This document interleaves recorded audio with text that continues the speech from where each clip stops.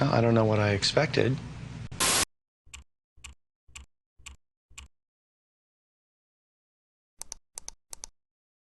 Hey guys, and welcome back to the 8th Circle of Hell, where I watch bad movies for your entertainment. In this two-part video series, I dive into Hollywood's seeming obsession with remaking the classic Cinderella folktale into modern teen movies starring high school girls, watching and reviewing all of them so you don't have to, because among the plethora of quality content we have available, I bet you had that nagging urge to watch one of these cinematic classics. So anyway, in my last video, I took a disappointing trip down nostalgia lane to watch the original Cinderella Story movies, and also some of my favorite films as a teenager. Link's right up here in case you guys haven't seen it yet. And originally, as I was brainstorming for that video, it was meant to end there, but then lo and behold, we've got 3 of these left to tackle, so let's go!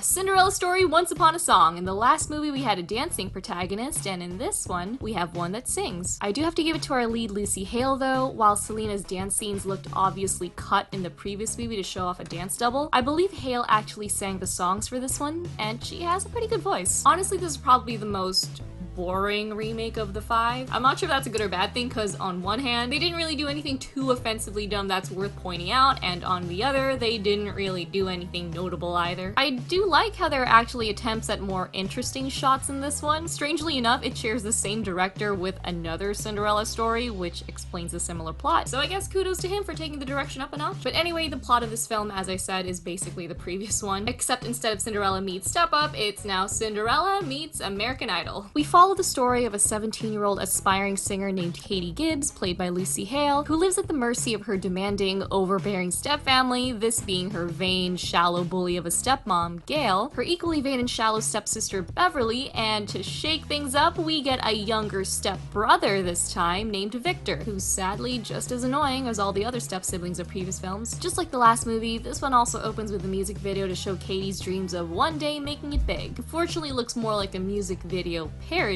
but whatever. Lucy Hale has a nice voice, but honestly did not need all the auto-tune they gave her. This sequence is once again interrupted by her stepfamily being dicks and demanding she get her chores done for the morning. We then learn that her stepmom Gail is the headmistress of a prestigious music school she attends, the Wellesley Academy of the Arts, in which a famous record producer, Guy Morgan, wishes to enroll his son, an aspiring musician named Luke. And since he needs a tour of the campus, Gail demands Katie to show him around, and the two have an instant connection upon meeting. Turns out they both have the same passion for the music industry and like all the same bands and stuff. What do you know? So while Guy Morgan's flexing about being a famous producer, Katie manages to sneak her demo into his briefcase. Surprise, surprise, he calls up Gail a few days later to let her know he's interested in her stepdaughter's talent. But you know, Gail's a bitch, so she tells Guy that it was actually her daughter, Beverly, singing on the record and that Katie had simply stolen it from her. Now, as desperate as she is for a recording contract, Beverly can't sing for shit, so her mom hatches the brilliant, foolproof, galaxy brain plan of getting her famous using Katie's voice.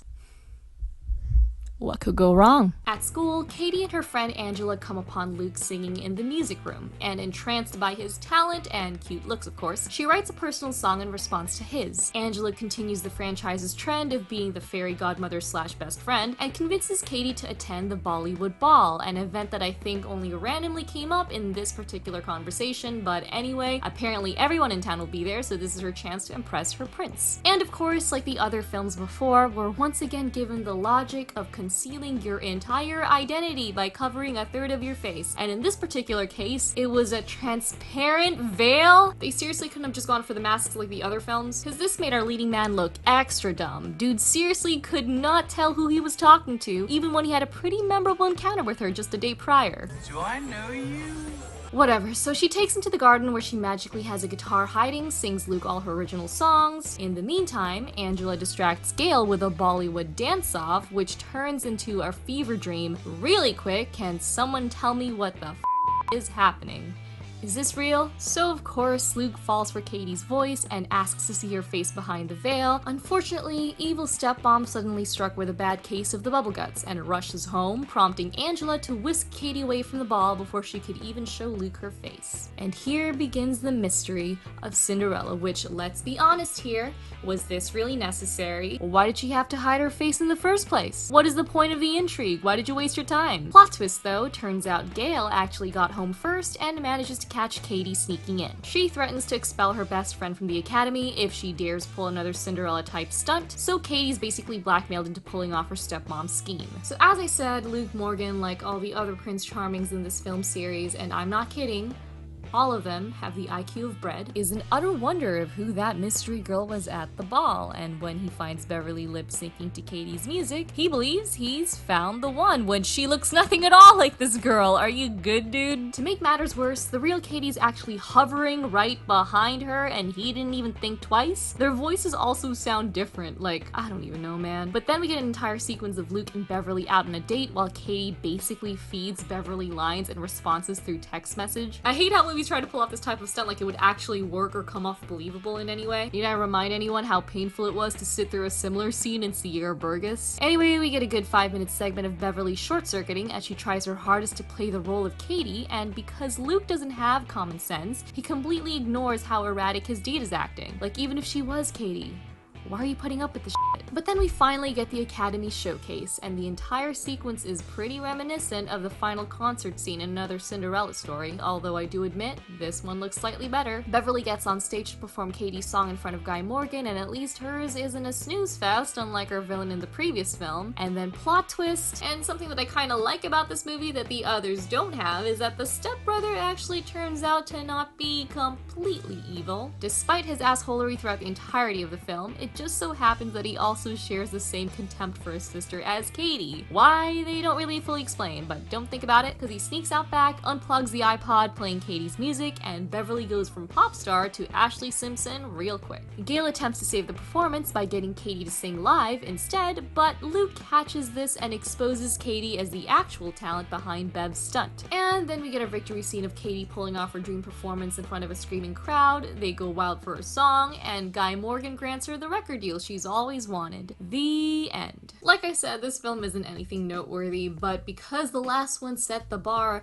so low, I actually didn't end up hating myself after watching this. In fact, I admit it had its moments. I really like Lucy Hale. I thought her acting was actually pretty natural, and she pulls off yet another snarky, sassy version of Cinderella that made her character really likable. Again, I like that they gave her princess a bit more spunk and attitude in this one, actually more so than Selena's. It also came off a lot more natural, whereas I feel like they were really trying to drive the I'm not like the other girls sort of vibe with Selena's character, having her randomly ride skateboards and shit throughout the movie. I also thought that Missy Pyle managed to nail that combination of comedic and evil that they were going for, similarly to Jane Lynch in the last film, except Pyle actually came off more effectively hateful, and I will throw them half a bone for attempting to write a complex villain. We get that scene where Beverly's actually stressed and confused over having to put on a fake persona, and then it's ruined with a whole speech on how it's so hard to only be seen as pretty, and you have no idea how hard I have it, Katie, because you actually have talent, and I have to fake talent, you see? All you have to do is stand there and look pretty.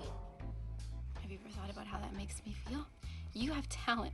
You can go on American Idol and forget about the rest of us. This is like my only chance. Bitch, what? You got yourself into this mess by being an awful person. Did the writers really expect us to feel sorry for her at this point? Anyway, that scene fell flat on its face, but I'll give you a D for trying. And I'm not gonna lie, the soundtrack was pretty fun. I got my pop guilty pleasures, and I gotta admit, Luke's song was pretty catchy. I also have to reiterate that I actually really do like Lucy Hale's voice. The girl can sing. Sadly, this movie also isn't short of the same dumb humor that the other film had, with a lot of poop jokes and burp jokes and Scooby-Doo doors. Look how fresh and totally not outdated these jokes are. But then there are also some pretty solid snarky quips that they give Katie, so I'll give them that. But yeah, that's the film. It is the most meh of the bunch. But in this series, I guess that's a good thing, because we're back to dumpster diving from here on out.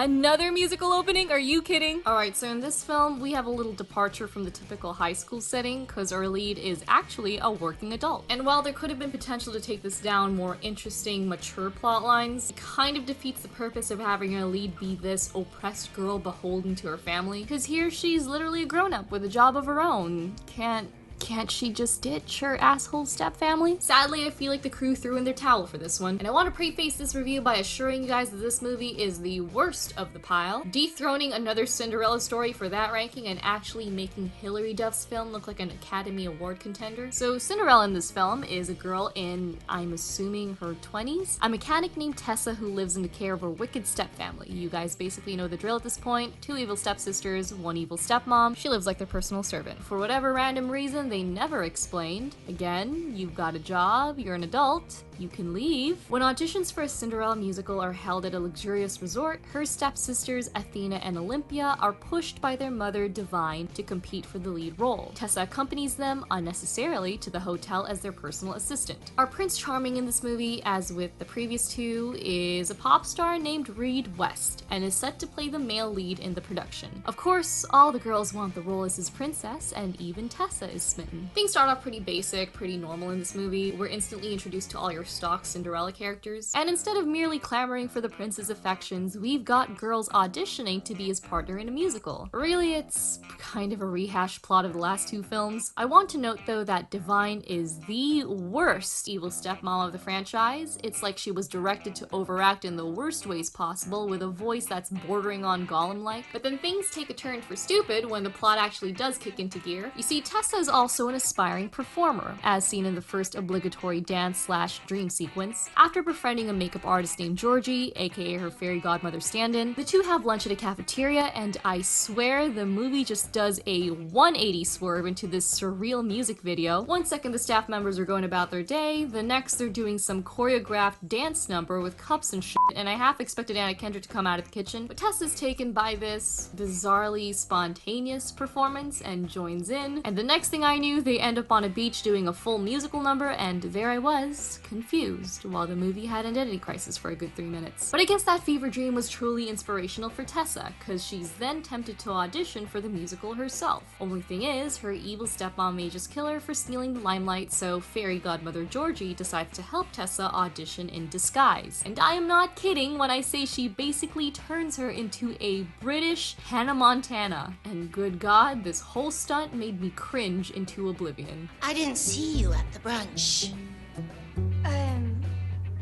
The trolley broke. It's a bloody shame the trolley broke. Cheers! Let's save the queen! No, stop, no. Anyway, she auditions for the role in front of Reed and his manager Freddie.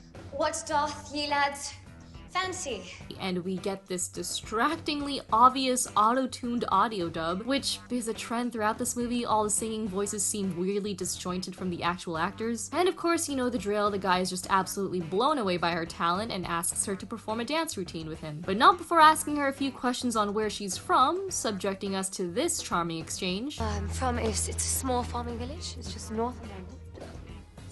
It's called Yorkshire Puddingshire. It's right near Hogwartsshire. Jesus. If you could shoot a dance number in the most boring way possible, here it is. So this is basically the movie's alternative to the classic ball Cinderella goes to, except later on in the movie we do get an actual ball, but I'll get to that. And she does actually leave a shoe behind in this one, but in the dumbest way you can imagine. As she's practicing with Reed, her stepfamily bursts in and literally assaults her, and keep in mind they actually buy the fact that she's another person, surprisingly, and tears the shoe right off her foot, which was hilarious. Fast forward to the next day, and Prince Reed is now on the hunt for his mystery girl, left only with a Converse shoe to find her. So he gathers all the play's candidates in one room and announces that he has actually decided on his Cinderella, except he doesn't know where she is. So he asks that whoever owns the other shoe to come forward by midnight. Except he can literally see everyone in the crowd while asking this. He'd be able to pick her out from like the 30 people in that room, and even if she wasn't there, then his whole speech was useless. But whatever, what's logic in this film anyway? Tessa's stepsisters are then scrambling to fake the other half of the Converse pair, while Tessa, with her mechanic abilities, is asked by Reed himself to help him fix a motorbike they'll be using for the show. The 2 bond over grease and power tools, and we learn that Reed, a grown-ass man, has never seen a wrench before. The wrench. Oh.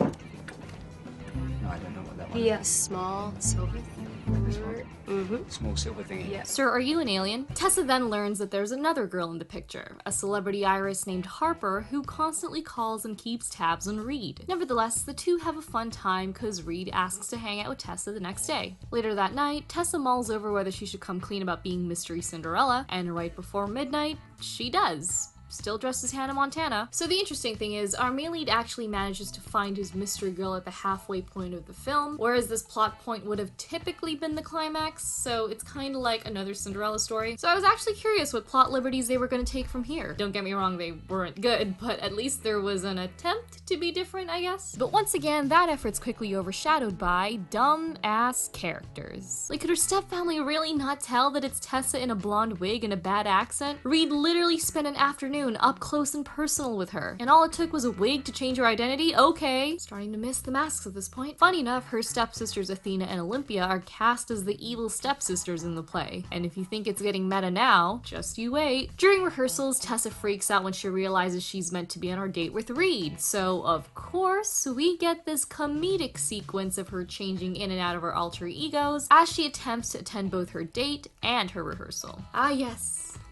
Foolproof. Just like the last film had this whole secret wingman dating scene, I have similar beef with how they shoehorn this into the plot for supposed laughs, when it really only makes the characters look and act dumber than they already are. Of course, she comes out of it unscathed. Then, like I mentioned, we have an actual ball scene where Divine actually encourages Tessa to attend, only to humiliate her as their assistant in a penguin suit. But she manages to snag some time with Reed, and they nearly have their moment until manager guy Freddie comes in and reminds them of the special meeting he has with Harper and her family. Freddie then breaks the news to Tessa that her Prince Charming may just propose to Harper that night, and then of course she gets all sad, and then she gets sad some more, and then finally the moment we've all waited for, the actual night of the play. I admit the sets during the sequence were actually pretty well done, and the actress for Tessa is a good dancer. Her acting chops are a little behind. It's hard to be Cinderella when I know my Prince Charming is in love with someone else. But she's got moves, I gotta admit. So a pretty funny thing I noticed during this act is that most of the play's music has this somber, poppy, ballad-like vibe to it. And then we get this hoedown, throwdown sequence where our British prince dons a Texan accent. I didn't really know what to think about at this point. Look at this. What is happening? When the clock is 12, major fail. 3, 2, 1. Behind the scenes, the evil stepsisters find out who blonde Cinderella really is when they catch her speaking in Tessa's voice rather than that obviously fake Frankenstein British accent, and so they tell Divine and she traps Tessa in the hotel kitchen. She then assigns Athena to play Cinderella and takes on her role as the evil stepsister, literally crashing the play scenes. This woman is an unhinged menace. It's just a play, bro. Similarly, her daughters are fighting for the role of Cinderella and grabbing at the glass shoe prop in front of a live audience. Both Reed and Freddie are, at the same time, freaking out over the disappearance of Tessa, or rather her blonde alter ego, and instead of helping diffuse the situation, Reed decides to confront Freddie on what he told Tessa the night before. And of course, he couldn't have picked better timing. You know, when better than in the middle of his live musical falling apart. While all this is going on, Tessa manages to crawl through an air duct, of course, to make her way back to the stage, and she made it just in time to catch Reed telling Freddie off and stating that Harper is just a friend. And this is all just one big, cliched misunderstanding. The shoe eventually shatters at the hands of her sisters, and as it does, Tessa manages to crawl out on stage, wigless, revealing her true identity. What a shocker. Yeah, that is the girl you've been hanging out with for the past few days. Reed seems super charmed by this, but honestly, I'd be incredibly weirded out by how she literally tried to fake another persona. I never thought that a prince like you could ever love a girl like me. A hot guy with a hot girl. Can you imagine? Tessa then gets her real-life Cinderella moment as she duets with her prince, and I you not. These two then hop on the motorbike she helped him fix and ride off into the sunset straight from the auditorium. What? I spent 90 minutes on this, and I have no one to blame but myself. This movie is trash. Next.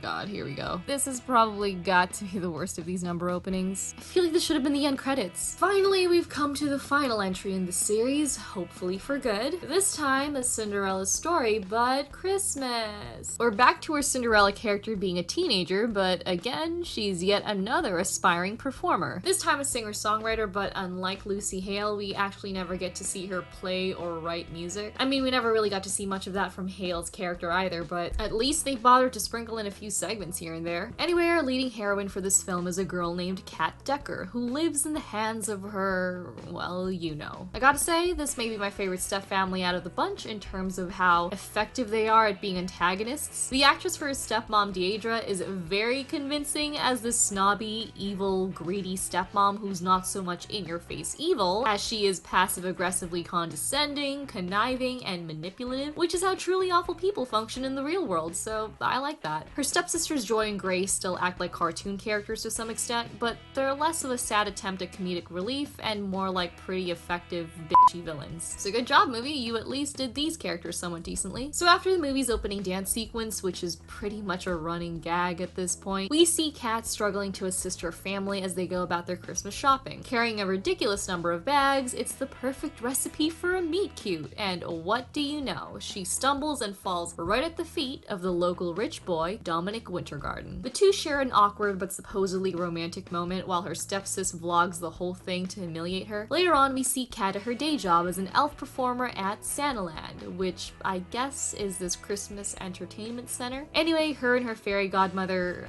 best friend, bump into the center's new Santa Claus, who is so obviously the Dominic guy a few scenes ago, but of course they don't recognize him, to think he's also apparently the most popular dude in all the land. So Kat and her friend get up to do their daily Christmas performance, and while I admit they've got nice voices, it was pretty funny how soulfully they were singing about Christmas toys. Toys, toys, toys, toys, toys. Of course, the Dominic dude watches from afar and falls in love with her voice. Oh, and I forgot to mention, he also does not recognize her, despite the fact that the only thing that's changed is her hair and clothes. We then spend a few scenes to establish your typical Cinderella cliches. Kat arrives home, gets bossed around by her family, and after finding some alone time in her room, gazing at the snow globe her dad left her, she just randomly bursts into a musical number. I actually wasn't expecting this to be a straight up musical, but okay. We get a scene with Dominic and his famous billionaire dad establishing this strained, cold relationship that they have, which they sadly never really fully explore throughout the movie. Well, anyway, back to Kat's scheming stepfamily. We discover just how desperate they are to be among rich people, and Deidre in particular has her eyes set on a glamorous charity event hosted by the Wintergardens. After finding out that Kat's late dad, Jason Decker, had close ties to Dominic's dad, Terrence, Deidre, as Jason's widow, decides to leverage this to get both her and her daughters invited to the ball, and lo and behold,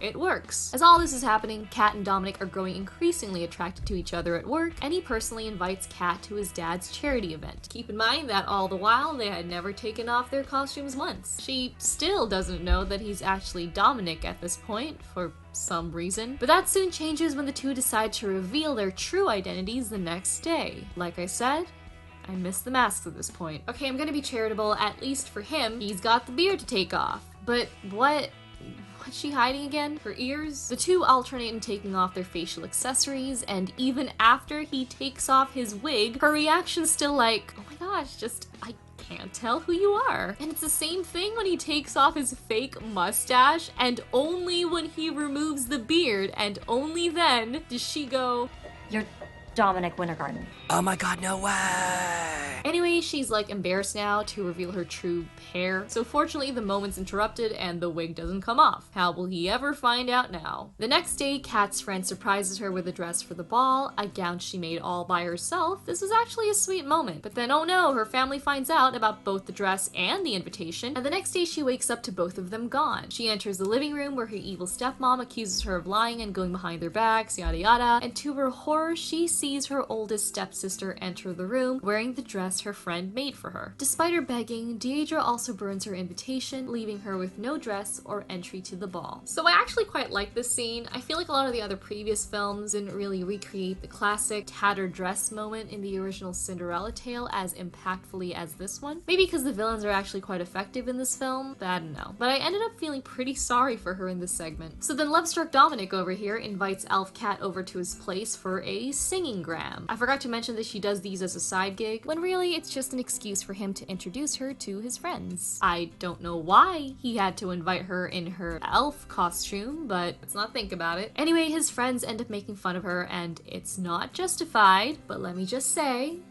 did he have to invite her over as an elf? She ends up falling over and losing her wig, and the revelation on this guy's face. Gotta say though that even though this guy's as dense as cement, he's probably the most likable Prince Charming of the film series. I like how he actually defends her in front of his friends, unlike someone, and comes off like a real person rather than a Mr. Popular trope. But unfortunately, she leaves his place, and I just want to point out how this is probably the only movie without shoes, or God forbid, Zunes left behind. Finally, the day of the charity event arrives, and Kat discovers that her stepsister had stolen the snow globe her dad had given her. The two get into a scuffle, and the snow globe ends up shattering on the floor. Again, I liked this. It felt like an extension of the stolen dress scene early on in the movie, and I really felt for Kat in this scene. Moments like this help bolster Cinderella's inevitable victory by the end of the movie, even if it does end up being, spoiler alert, unoriginal and kinda anticlimactic. So this moment was just the push Kat needed to break her way into the ball as one of the event's elf performers. At least that costume can finally come in handy. And while trying to make her way on stage, knocks out one of the lead performers. Dominic, seeing this commotion, runs backstage to get a hold of Kat. Meanwhile, Deirdre's trying to get with Dominic's dad while her eldest daughter attempts to impersonate Kat. The whole sequence is pretty cringe in a slightly amusing way. Backstage, the event manager gets Kat to fill in for the performer she basically rendered unconscious, and conveniently, her fairy godfriend has a new dress for her to wear. Dominic catches her in the gown just in time before her performance, and the two share a sweet reunion and apologize for all the hijinks, all the while the audience just stands there confused because they're choosing to do this in the middle of the stage. Anyway, Dominic gives her some Frankenfurter words of encouragement.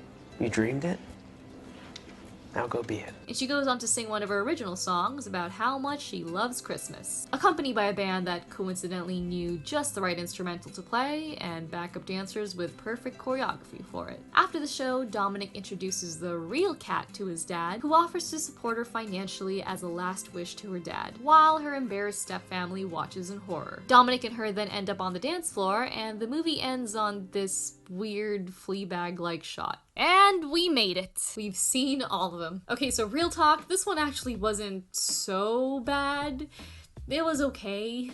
5 out of 10. Like I said, the male lead was likable, the evil stepfam was alright. I felt bad for the lead when I needed to. You still have your moments of fine dumbassery with the whole wigs concealing our identity shit. The ending was cheesy as hell, but what did I expect really? The songs all sound auto-tuned but Laura Marano's, and even Greg Sulkin's voice was fine to listen to. So all in all, I didn't really hate this one. So if I were to rank the movies really quick, here it is. Man, if I could rate this lower, I would. Unfortunately, I really can't honestly say that any of these were great movies. The farthest I go would be to call Hilary Duff's one a guilty pleasure, and that's mainly out of nostalgia. I know they're meant for teenagers, but you know, teen-centered movies don't have to be terrible. Exempting these movies from criticism on that basis implies that good quality writing is primarily reserved for more mature adult audiences when it really doesn't have to be. Why can't young viewers have quality, thought-provoking media too? They do exist. I brushed over a bunch in my last video, and I will give a few recommendations in a sec, but passing off low-effort, hollow movies like these as good enough for a young audience always rubbed me the wrong way. Am I being too idealistic? Maybe I am. I don't know. I was really expecting to enjoy them a lot more than I did, especially with the first two movies. But if we're being real, there's just better and sometimes way better written Cinderella remakes or Cinderella-esque tales out there that I've seen. So I thought I'd end this video on a more positive note and recommend some of them. So I do want to note though that personally I haven't found or watched as many good Cinderella type movies as I have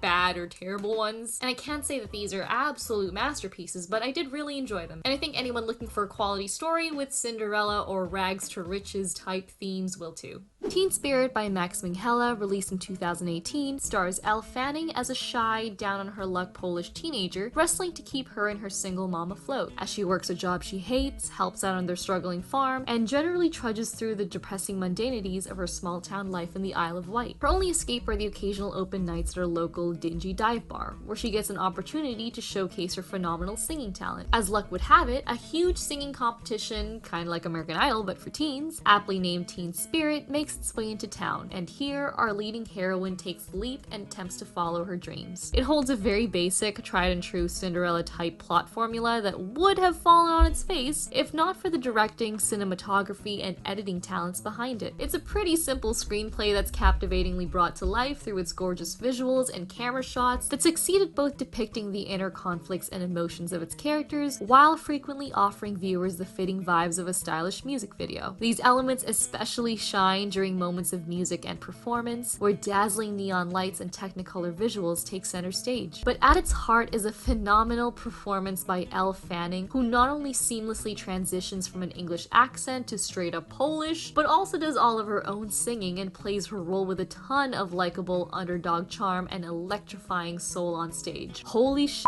I was seriously blown away by this girl's talent. This definitely was one of my favorite performances by her. Our fairy godmother type character also takes the form of an old man this time, whose unlikely friendship with Violet is actually one of the best parts of the film. The movie is a highly stylized, modern spin on a tale as old as time, but is a highly enjoyable musical experience that I recommend to anyone. Similarly, Tom Harper's Wild Rose, released in the same year, follows the journey of an aspiring country singer named Rose Lynn Harlan, played by the always fantastic Jessie Buckley. Rose, a former convict and mother of two, struggles to achieve her seemingly far-off dreams of having a successful music career in Nashville, Tennessee. Unfortunately, she's stuck in the suburbs of Glasgow with a criminal record involving drugs, no job, an incredibly disapproving mother, and two young children who resent her. She eventually finds work as a house help for a wealthy woman named Susanna, whose generosity and belief in Rose's talents open new doors of opportunity for our leading heroine. Rose, all the while, however, attempts to keep her kids and troubled past a secret, assuming the persona of a carefree woman with no strings attached, just striving to achieve her dreams. Unlike the other movies on this list, Rose doesn't quite play the innocent, good girl Cinderella type character we're used to. She's quite a bit of a f*** up actually, but the story is just as much a tale of redemption as it is a story of rags to riches, as we watch Rose struggle to fulfill her responsibilities as a parent and chase after a lifelong goal she believes she was born to achieve. Jessie Buckley plays this role beautifully and does well in making us both frustrated and captivated by her. Like Elle Fanning, she impressively sings all of her own songs and she sounds amazing. There's a truly heartfelt performance given towards the end of this film, and I'd be lying if I said I didn't tear up.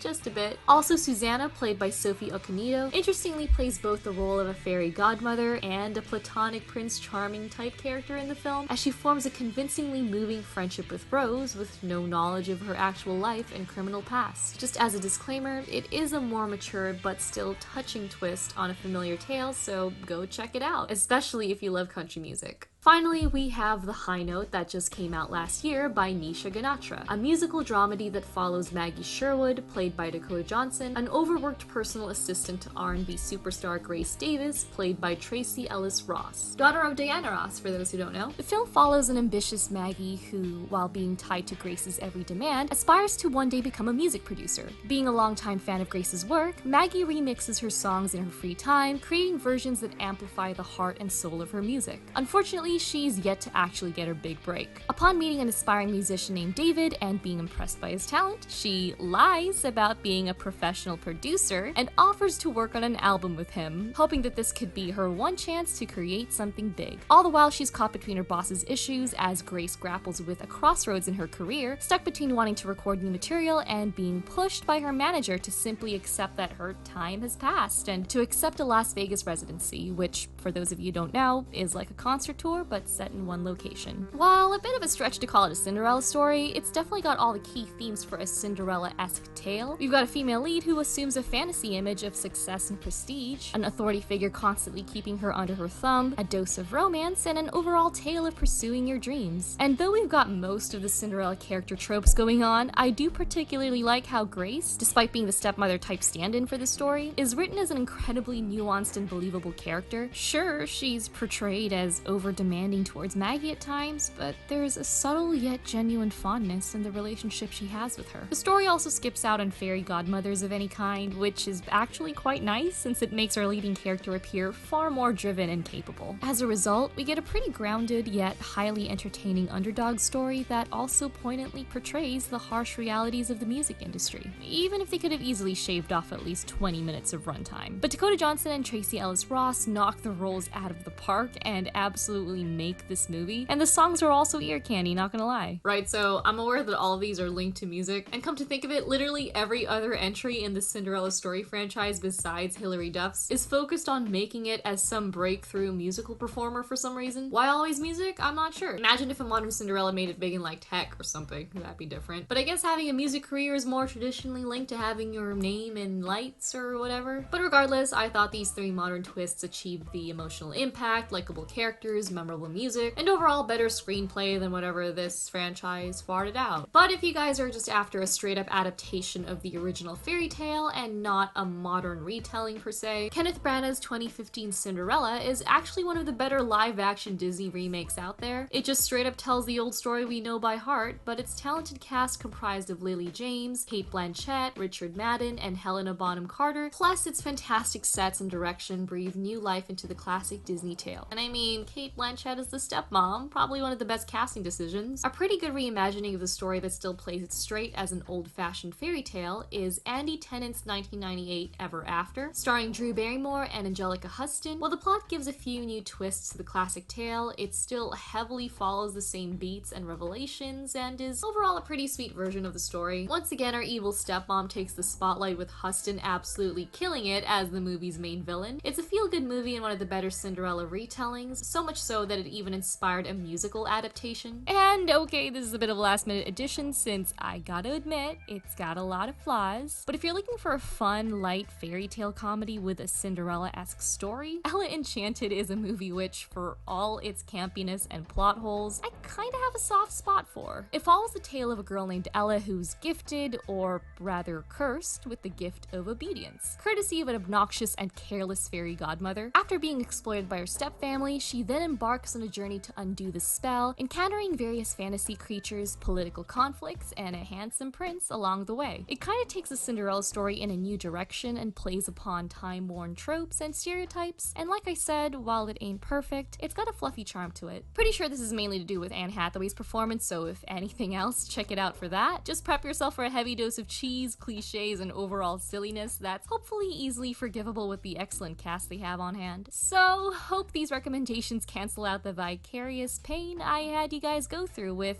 at least most of this franchise. Hilary Duff's is... it's fine. And not gonna lie, the third one had some pretty catchy songs. We all love stories about hope, success, ambition, breaking free from injustice or oppression. It's why the story of Cinderella has stood the test of time and has led to numerous retellings over centuries. And in the hands of good writing, the plot could offer a lot to say about class, family dynamics, and creating your own destiny. I'm all for modernized retellings, but as the tale's most popular film series, were himbo princes and magic wigs really the best we could come up with? I mean, what's next? A high school version of Beauty and the Beast where Belle is this unpopular, troubled girl played by a gorgeous teen star and the Beast is some edgelord tattooed emo kid?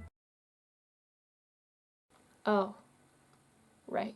Real quick before we go, I'd like to thank Skillshare for sponsoring this video. As someone who constantly loves to create, whether online or in real life, I try to grab every opportunity to improve my skills or even pick up new ones, and Skillshare was the perfect platform to help me do just this. It's an online community for the creative and curious, where millions come together to take their skills up a notch or to explore new interests, whether that's taking up classes in niche topics like graphic design, photography, animation, or even broader areas like productivity and entrepreneurship. As a platform dedicated to learning, you get an ad-free experience with premium classes launched frequently. I, in particular, am loving Thomas Frank's class called Productivity for Creatives, building a system that brings out your best. As someone who is more A-type and perfectionist, but is also a serial procrastinator, this guy's advice is great in helping me get my very crammed schedule together. It's less than $10 a month with an annual subscription, but the first 1,000 of my subs to click the link in my description get a free trial of their premium membership to check out all the classes they have in store. Thanks Skillshare for sponsoring this video, and thank you guys for sticking with me through my first two-parter video series. What are some of the best rags to riches modern Cinderella films you guys have seen? If you've got some good ones to recommend, I'm actually pretty curious and down to watch another one of these type of films, so